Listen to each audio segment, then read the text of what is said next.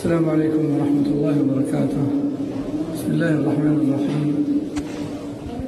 إن الحمد لله نحمده ونستعينه ونستغفره ونعوذ بالله من شرور أنفسنا ومن سيئات أعمالنا.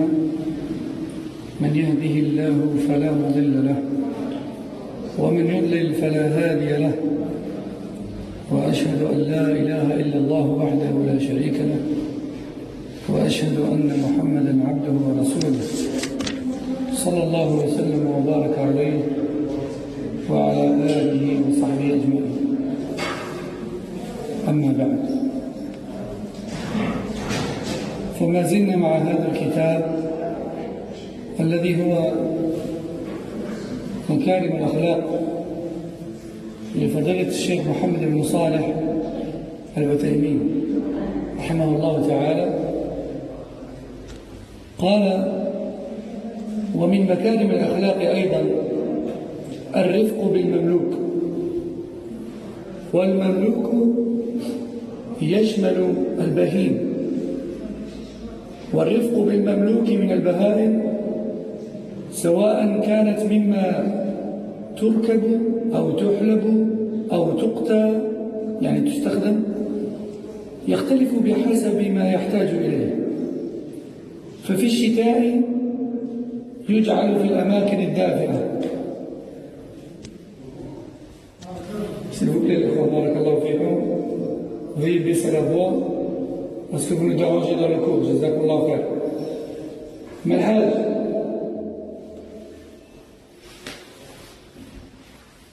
Veuillez baisser la voix, s'il vous plaît, barakallahu fikum. Donc, يقول رحمه الله: والرفق بالمملوك من البهائم سواء كانت مما تركب أو تحلب أو تقتى، فإن ذلك يختلف بحسب ما تحتاج إليه. ففي الشتاء يجعل في الأماكن الدافئة إذا كانت لا تتحمل البرد، وفي الصيف في الأماكن الباردة إذا كانت لا تتحمل الحر، ويؤتى لها بالطعام وبالشراب إن لم تحصل عليه بنفسها بالرعي. وإذا كانت مما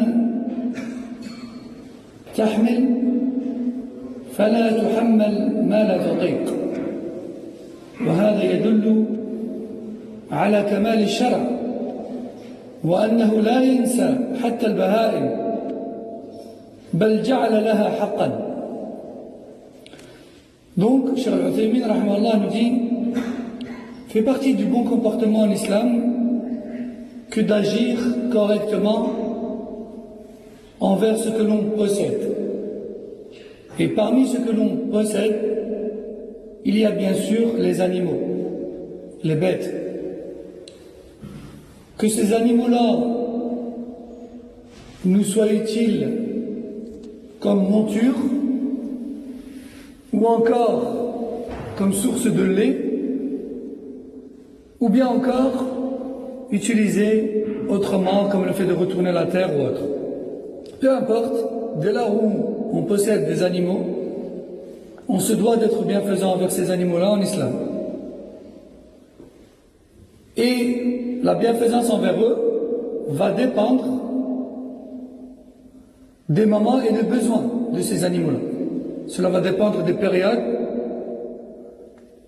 et de leurs besoins particuliers à un moment donné. Si par exemple on est en hiver, eh bien ces animaux, s'ils ne supportent pas le froid, il convient de les mettre dans des endroits chauffés, à l'abri du froid. Et à l'inverse, si ce sont des animaux qui ne supportent pas beaucoup la chaleur et que nous sommes en été et qu'il fait chaud, alors il convient de les mettre à l'ombre et au frais. Aussi, parmi la bienfaisance envers les animaux, il y a le fait de leur apporter à manger et à boire si ils ne sont pas capables de se le procurer eux-mêmes en broutant l'herbe, par exemple, en plein air. Aussi, si ces animaux servent à porter des charges, alors il convient en islam de ne pas leur faire supporter plus que leur capacité. Si tu as un âne et qu'il supporte jusque 100 kilos, ne lui fais pas porter 200 kilos. Ça, c'est pas permis en islam. C'est une injustice envers l'animal. Et c'est une maltraitance même envers lui. Ainsi, nous dit Cheikh Al-Uthaymin, tout cela nous prouve à quel point la charia de l'islam est complète en fait. Car elle a pris en compte même le droit de l'animal. Même le droit de l'animal. Même les animaux ont eu une part de droit. Et les livres de science contiennent des chapitres et des passages dédiés aux animaux. Subhanallah. Même les animaux ont leur part dans le droit islamique.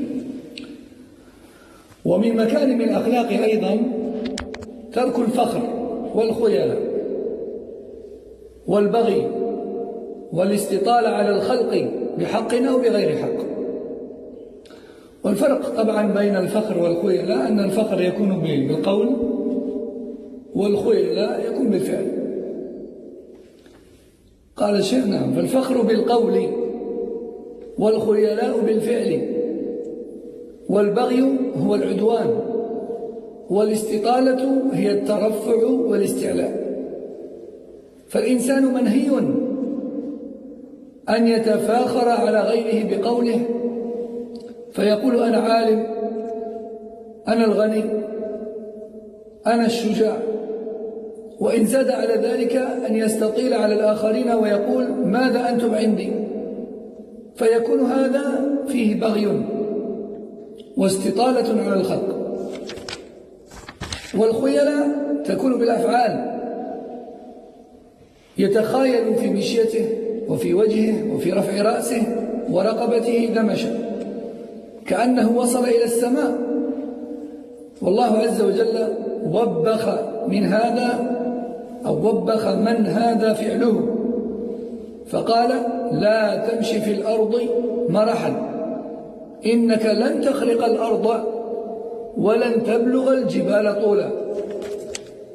فالواجب أن تكون متواضعا في القول وفي الفعل، لا تثني على نفسك بصفاتك الحميدة إلا حيث دعت الضرورة أو الحاجة إلى ذلك. كقول ابن مسعود رضي الله عنه لو أعلم أحدا هو أعلم مني بكتاب الله تبلغه الإبل لركبت إليه، رواه البخاري. فإنه رضي الله عنه قصد بذلك أمرين: الأول حث الناس على تعلم كتاب الله، والثاني دعوتهم للتلقي عنه. والإنسان ذو الصفات الحميدة لا يظن أن الناس تخفى عليهم خصاله أبدا، سواء ذكرها للناس أم لم يذكرها، بل إن الرجل إذا صار يعدد صفاته الحميدة أمام الناس سقط من أعينهم، فاحذر من هذا الأمر. Cheikh Al-Uthaymin rahimahullah nous dit, parmi le bon comportement, il y a la modestie.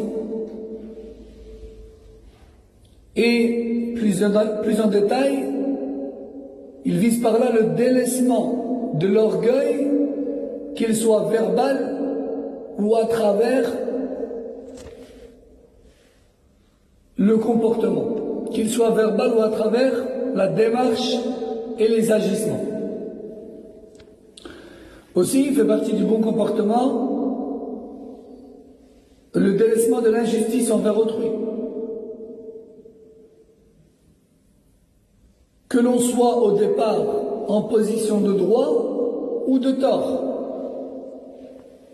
Si tu es en position de droit, alors il n'était permis en islam de prendre à la personne en face que ce qui te revient de droit, mais pas de dépasser la limite. Prenons un exemple. Une personne qui te gifle. Effectivement, en islam, à moins que toi, tu laisses tomber, en islam, il est de ton droit de vouloir la gifler en retour. Et si la personne vient et te dit, écoute, voilà, pardonne-moi, qu'est-ce que tu veux pour qu'on arrange l'histoire? Tu as le droit en islam de dire, eh bien, écoute, je vais te mettre un coup comme tu m'as mis un coup. D'accord? Mais, ce que je veux dire par là, c'est que j'ai donné cet exemple juste pour expliquer qu'il ne te serait pas permis, par exemple, d'aller jusqu'à lui mettre des coups de poing et des coups de bâton et de le massacrer. Vous avez compris là où je veux en venir? Et il faut pas. Donc, le musulman, il lui est permis de réclamer un droit, mais il ne lui est pas permis de réclamer plus que son droit. Et ça, c'est disons, une erreur dans laquelle tombent beaucoup de gens.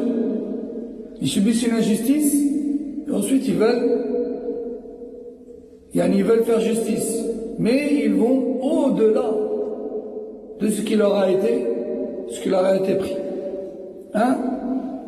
Par exemple, une personne, elle s'est faite escroquer, on lui a pris 5 000 €. Elle manigasse quelque chose et elle escroque à la personne qui l'a escroqué 10 000 €. Certes, 5 000 lui reviennent de droit. Et les 5 autres, en islam, à votre avis? La chose, haram, pas permis.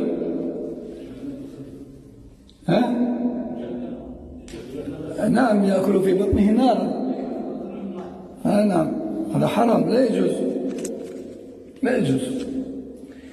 Donc, Cheikh Al-Uthaymin rahimahullah nous dit tout ça, ça fait partie du bon comportement, la modestie, que ce soit verbalement ou à travers les agissements, et aussi le fait de ne pas faire preuve d'injustice envers les autres. Cheikh Al-Uthaymin rahimahullah nous dit, comme les personnes qui, par exemple, disent « Moi, je suis un savant. Moi, j'ai de la science. Moi, je suis riche. Moi, je suis courageux. » On les surnomme les moi-je. Quand tu parles avec eux, quand tu fais une discussion, tu n'entends que moi-je. D'accord? Moi-je, moi-je, moi-je, moi-je, moi-je. Que moi-je. On les surnomme les moi-je. D'accord? Et puis ensuite, ils peuvent même exagérer et aller jusqu'à dire « Ah mais vous êtes quoi par rapport à moi? Vous êtes rien. » Ça c'est de l'orgueil verbal. C'est ce qu'on appelle en arabe « al-fakhr ». Il y a aussi l'orgueil à travers les agissements, qu'on appelle en arabe « al-khuyala ». Comme le fait de marcher avec orgueil, de bomber le torse, lever la tête, regarder les gens de haut, comme si on allait s'envoler dans les cieux.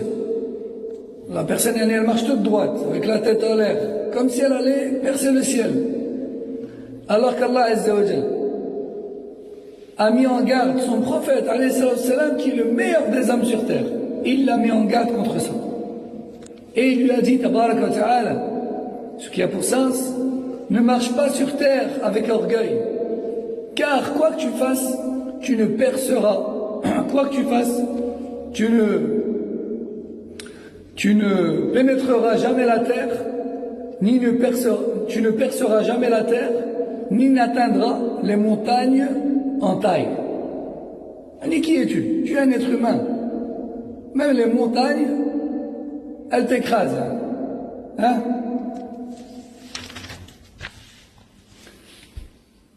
Fal-wajib, Cheikh Al-Uthaymin nous dit, il est donc obligatoire pour le musulman de rester modeste dans ses paroles et dans ses actes. Et surtout, de ne pas se faire des éloges à soi-même.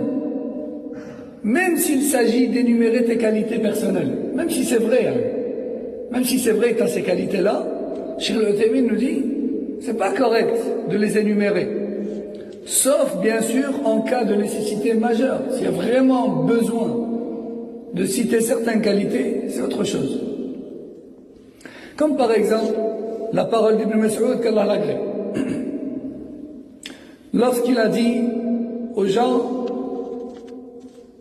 si je connaissais à notre époque, donc à l'époque où il parle, où bon nombre de compagnons étaient déjà décédés, radiyallahu anhum, Ibn Mas'ud dit, si je connaissais plus savants que moi dans le Coran sur terre, je monterais à bord de ma monture et je ferais voyage vers lui. Et Cheikh Al-Uthaymin nous dit, en fait, Ibn Mas'ud avait deux buts dans cette parole. Le premier but, c'était de dire aux gens, c'est très important d'apprendre le Coran et de comprendre le Coran. Au point où même moi, qui connais très bien le Coran, je partirais si j'apprenais que quelqu'un avait plus de science que moi dans le Coran. Deuxième but, c'est de les encourager à venir apprendre chez lui.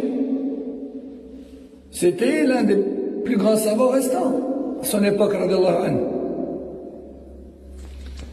Donc vous voyez, cette parole, au premier abord, elle peut être vue comme une prétention. Ça, là. Si je connaissais plus savant que moi dans le Coran, je ferais voyage vers lui. Hein? Mais s'il l'a dit, c'est qu'il avait un but, et un but noble dedans. Cheikh Al-Uthaymin nous dit, de toute manière, si tu as des bons traits de caractère en toi, tu n'as pas besoin de le dire aux gens. Tu n'as pas besoin de citer ces traits de caractère-là, car les gens ne l'ignorent pas. Et les gens finiront par le savoir. De plus, de par la nature humaine, l'être humain, de par sa nature, il est repoussé par les personnes qui énumèrent leurs qualités. En général, une personne qui énumère ses propres qualités, on ne s'apaise pas à lui. On trouve cela comme étant un caractère négatif. C'est pas une bonne chose. Hein? ثم قال والبغي هو العدوان على الغير ومواقعه ثلاثة بينها الرسول صلى الله عليه وسلم في قوله إن دماءكم وأموالكم وأعراضكم عليكم حرام أخرجه البخاري. فالبغي على الخلق يكون في الأموال والدماء والأعراض. ففي الأموال مثل أن يدعي ما ليس له أو ينكر ما كان عليه أو يأخذ ما ليس له، فهذا بغي في الأموال. وفي الدماء كالقتل فما دونه، كأن يعتدي على الإنسان بالجرح والقتل. وفي الأعراض يحتمل أن يراد بالأعراض السمعة فيعتدي عليه بالغيبة التي يشوه بها سمعته، ويحتمل أن يراد بها الزنا وما دونه، والكل محرم. فمن مكارم الأخلاق ترك الاعتداء على الأموال والدماء والأعراض. Donc on a dit parmi les bons comportements, il y a le délaissement de l'injustice, sous quelle forme qu'elle soit, sous quelque forme qu'elle soit. Et l'injustice envers autrui, elle peut être dans trois choses différentes. Le prophète sallallahu alayhi wa sallam les a cités dans sa parole. Votre sang, vos biens et votre honneur sont sacrés et interdits à violer entre vous. Donc quelles sont les trois choses sacrées à ne pas toucher? Le sang, donc la vie en fait, hein? Les biens et l'honneur. Cheikh Al-Uthaymin rahimahullah nous dit, quant aux biens, eh bien comme le fait de s'emparer d'une chose possédée par autrui en prétendant que c'est à nous,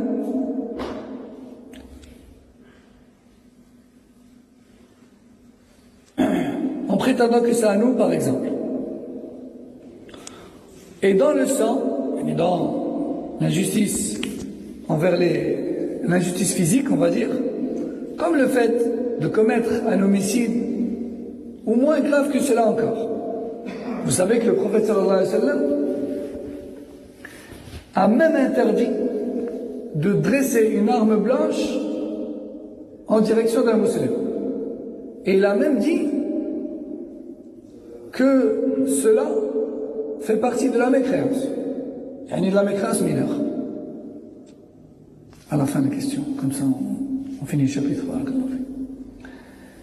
Donc, si le fait de diriger une arme vers un musulman, ça a une gravité de cette ampleur-là, que dire de lui faire du mal physiquement? Et ça aussi, c'est une chose négligée par beaucoup. Sous prétexte que lui, il est nerveux, sous prétexte qu'on l'a énervé, sous prétexte qu'il avait atteint sa limite, sous prétexte que ceci ou que cela. Le musulman, il est sacré, que ce soit dans sa vie, dans ses biens ou dans son honneur. وفي الأعراض. Donc ensuite, on a l'injustice envers autrui dans l'honneur. Dans l'honneur.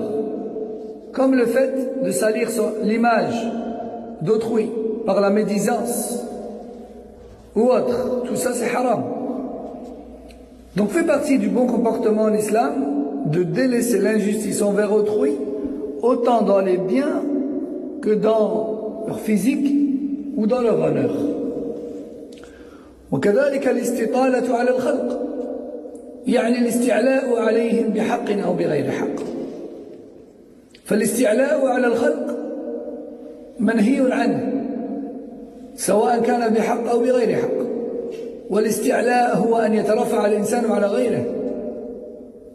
وحقيقة الأمر أن من شكر نعمة الله عليه أنه إذا من عليك بفضل على غيرك من مال أو جاه أو سيادة أو علم أو غير ذلك فإنه ينبغي أن تزداد تواضعا حتى تضيف إلى الحسن حسنا. لأن الذي يتواضع في موضع الرفعة هو المتواضع حقيقة. قال النبي صلى الله عليه وسلم وما تواضع أحد لله إلا رفعه. رواه مسلم. وقال عليه الصلاة والسلام إن الله أوحى إلي أن تواضعوا حتى لا يفخر أحد على أحد ولا يبغي أحد على أحد. أخرجه مسلم. Enfin, fait partie du bon comportement également que de ne jamais prendre les gens de haut, que l'on soit en position de droit, en position de force ou non. Que l'on soit en position de force ou non. Qu'il y ait des raisons ou non. Il se peut que la personne fasse partie des notables, fasse partie des riches, fasse partie des savants, fasse partie de la haute classe sociale ou autre. Mais tout ça, en islam, ça ne donne pas le droit de prendre les autres de haut. Tout ça en islam, ça ne donne pas le droit. Avant, dans le jahiliya, oui. Quand tu avais plus d'argent, il était tout à fait compréhensible que tu prennes les gens de haut. Quand tu avais un haut rang, quand tu étais une personne qui avait du pouvoir, de la notoriété, etc., c'était même la normale. Et le reste des gens étaient à sa merci. Soumis à ses ordres et à ses désirs. Mais l'islam a banni tout ça. Ça fait partie de Jahiliya. Certes, il est toujours possible d'avoir du pouvoir ou d'être riche ou de la notoriété ou autre, mais l'islam a banni tous les mauvais caractères, tels que l'orgueil qui en découle, et le fait de prendre les autres de haut. Cheikh Al-Uthaymin rahimahullah dit, et en réalité, si Allah te donne un bienfait quelconque, ce qui t'incombe en tant que musulman, c'est d'être reconnaissant envers Allah. Pourquoi reconnaissant? Car il t'a donné des choses qu'il n'a pas donné à d'autres. Parmi l'argent, ou le statut, ou le pouvoir, ou la science, ou autre. Et normalement, en tant que musulman, plus Allah te donne, plus tu dois descendre et faire preuve de modestie. Pourquoi? Afin de rendre encore plus beau à voir ce qui est beau. Et celui qui fait preuve de modestie, alors qu'il possède tant de choses qui pourraient le pousser à l'orgueil, eh bien en réalité, c'est celui-là le vrai modeste. D'ailleurs, il y a un hadith dans lequel le prophète sallam dit, parmi les pires des gens, le pauvre, démuni et orgueilleux en plus de cela. Le pauvre est démuni et orgueilleux en plus de cela. Lui, non seulement il n'a pas de quoi être orgueilleux, mais en plus de ça, il est orgueilleux. Hein? Et c'est pour ça que Cheikh Al-Uthaymin rahmallah ici dit, celui qui possède tout ce qui pourrait le pousser à devenir orgueilleux, et qui malgré ça ne fait que de plus en plus preuve de modestie, c'est lui qui mérite le titre du modeste. C'est lui là. C'est pas toi t'as rien, tu dis moi alhamdoulilah, je me considère pas mieux que les autres, que là. D'accord, c'est bien. Mais tu possèdes pas vraiment ce qui pourrait prouver vraiment te dire. Si demain tu gagnes des millions d'euros et tu possèdes tout, et tu gardes ce comportement-là, là tu aurais droit on pourrait effectivement reconnaître que tu es une personne modeste, dans le vrai sens du terme. Le prophète sallallahu alayhi wa sallam a dit, nul ne fait preuve de modestie pour la cause d'Allah sans qu'Allah ne l'élève en degré. Il a également dit, alayhi salatu wassalam, Allah m'a révélé